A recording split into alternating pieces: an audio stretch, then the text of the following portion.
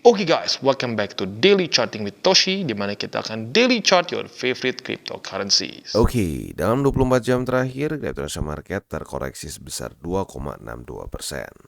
Dengan total market cap mencapai di 1,64 triliun US dollars, dengan penurunan lagi Bitcoin dominan sebesar 0,13% dan peningkatan volume sebesar 30,37%. Untuk Bitcoin kita bisa di sini terjadi koreksi yang lumayan sebesar 2,62% dalam 24 jam terakhir, yang membuat Bitcoin sekarang ada di angka 42.298. Ini jujurnya udah lumayan dibandingkan dengan kemarin ya. Kemarin sempat ke 41 ribuan.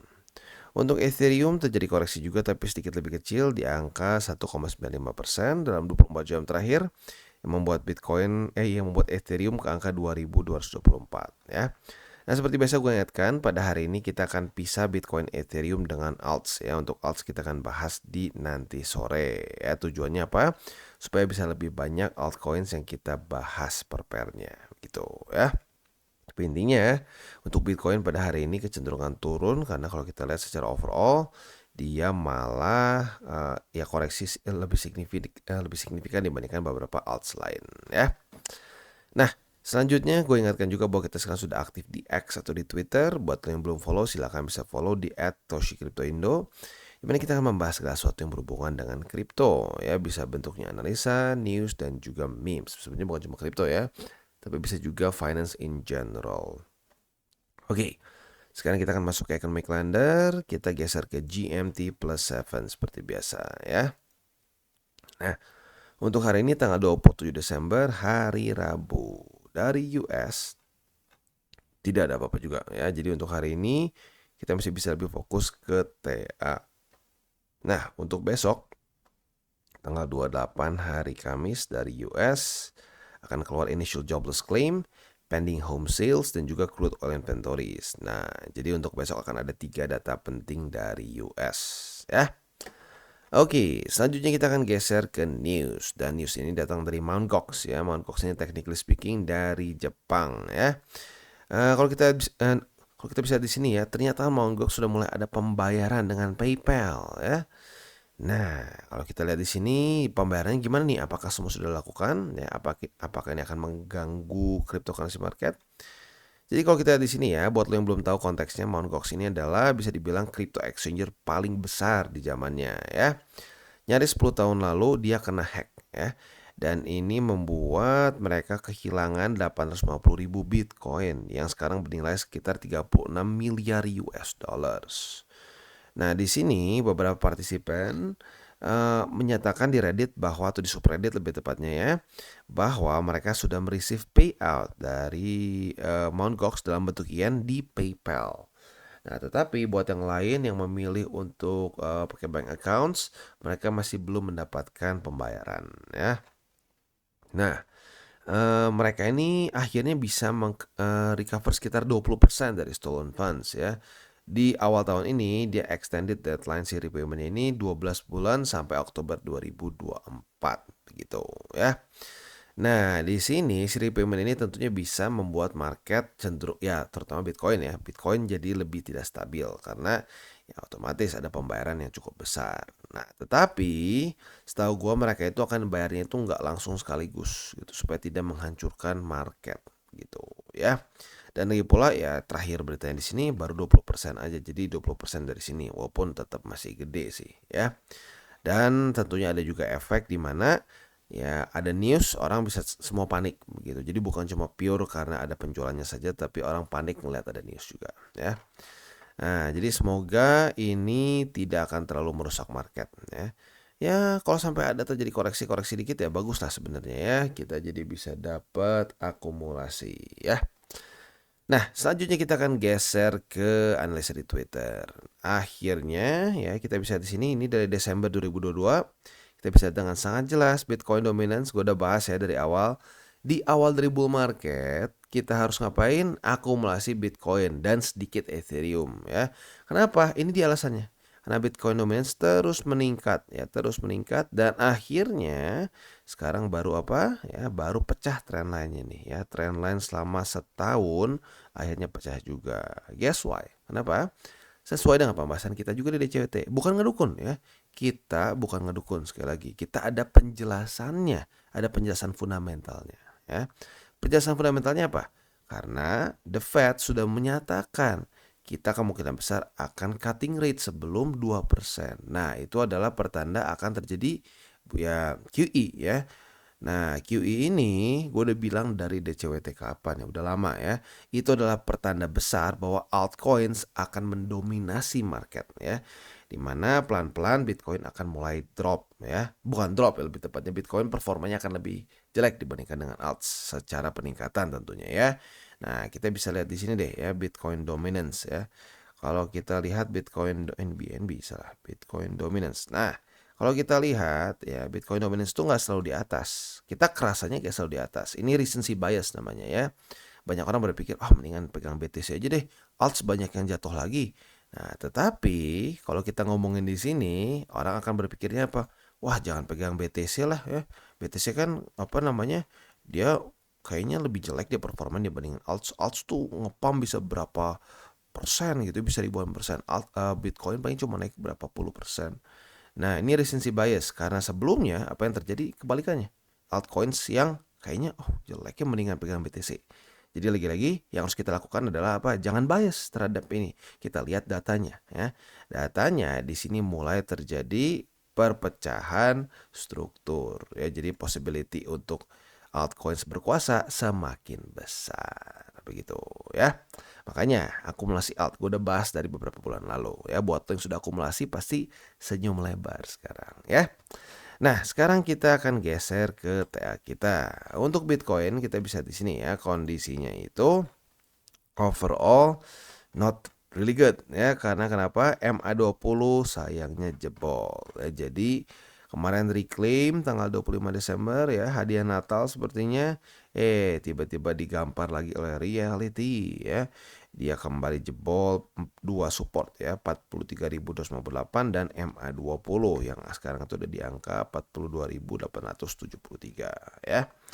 Nah, daily close sudah di bawah dari MA20. Sekarang pertanyaannya adalah apakah ini akan menjadi resisten atau tidak untuk Bitcoin ya.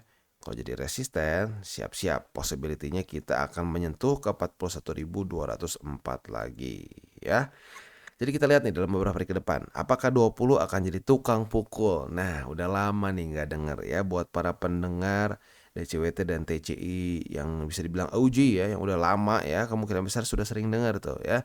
MA20 jadi tukang pukul karena zaman itu zaman bear market ya. Jadi normal kita ngomong kayak gitu. Sekarang kan cenderung rally, cenderung ngepump, jadi jarang nih. We'll see apakah dia akan menjadi tukang pukul atau tidak ya. Nah, untuk di weekly ini kita bisa lihat ya sudah mulai ada koreksi yang lumayan lah ya, lumayan. Nah, sekarang pertanyaannya adalah bisa bertahan nggak ya? Kalau gue pribadi sih ya the best case scenario tuh seperti di sini ya. The best case itu kayak di sini. Nah, dia ngepam nih, 100% lebih seingat gue ya. Nah, dia konsolidasi di sini, lanjut lagi, that's the best case scenario. Tetapi kita nggak boleh tutup mata. Pada faktanya, saat terjadi pump yang signifikan seperti sini, nggak perlu 100% di sini, makanya yang terjadi apa? Koreksi. Di sini apa?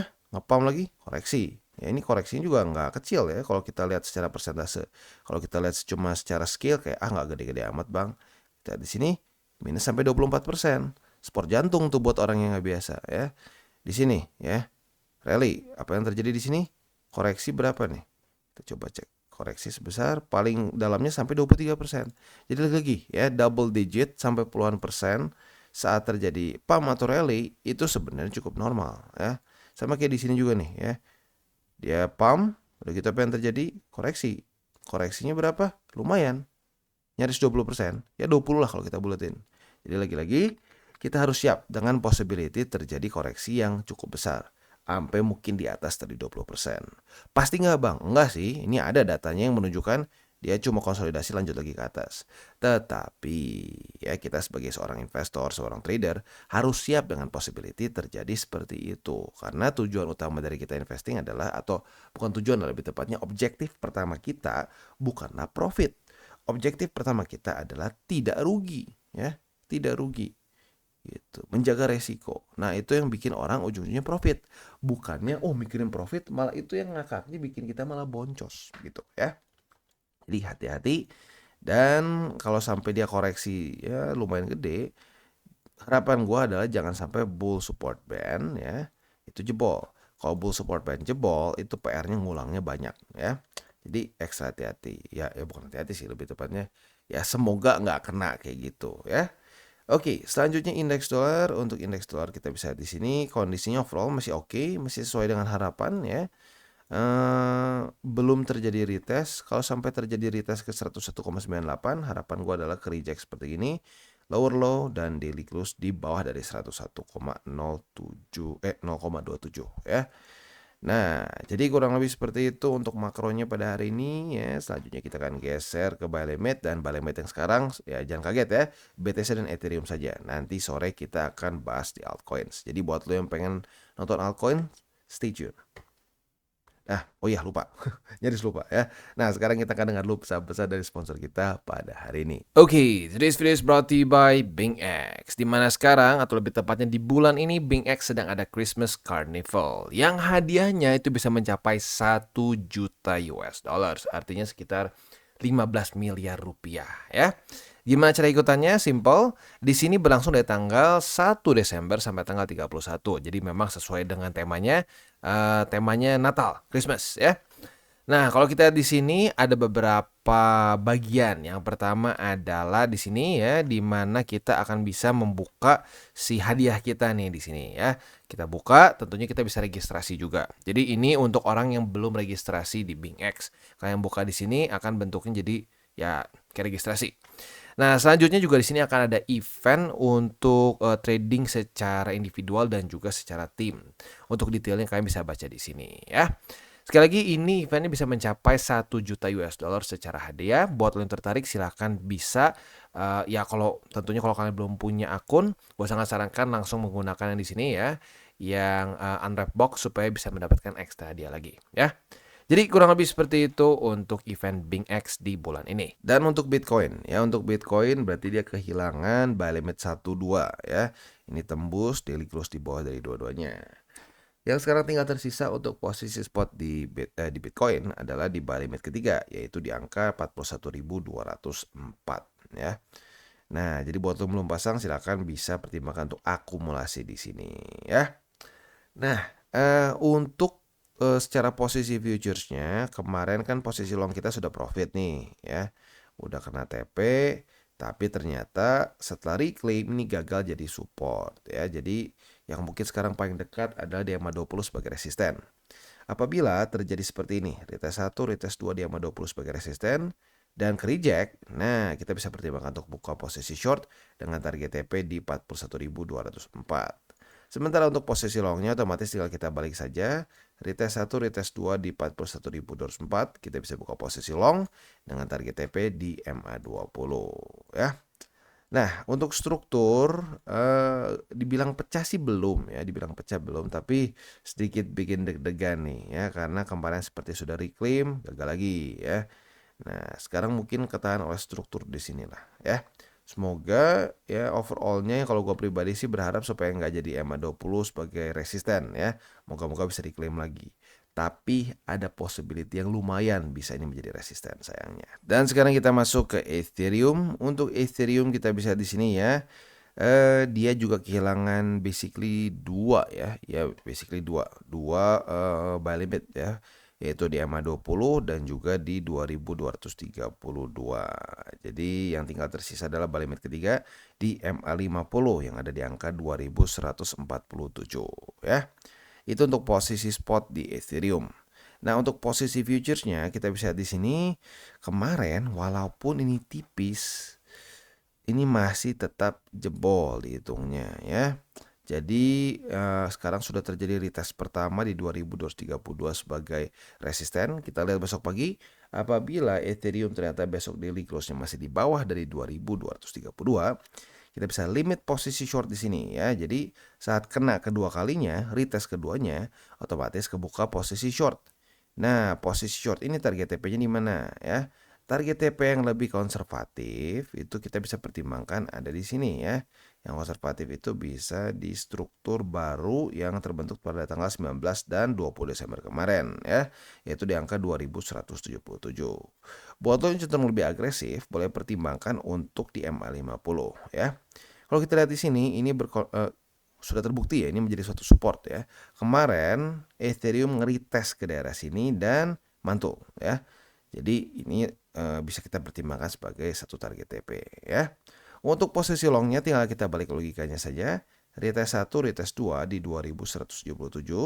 Kita bisa buka posisi long dengan target TP di 2232. Jadi kurang lebih seperti itu untuk Ethereum dan juga untuk DCWT part 1 ya. Sekali lagi ini baru BTC dan Ethereum saja. Untuk alts-nya kita akan bahas lebih banyak di nanti sore ya.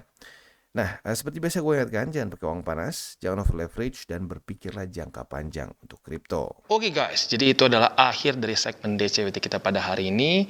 Dan jangan lupa bagi kalian yang merasakan manfaat dari segmen ini, jangan lupa untuk share ke teman-teman kalian. Dan apabila lu pengen mensupport channel kita, ya TCI, jangan lupa untuk menggunakan link referral kita di bawah.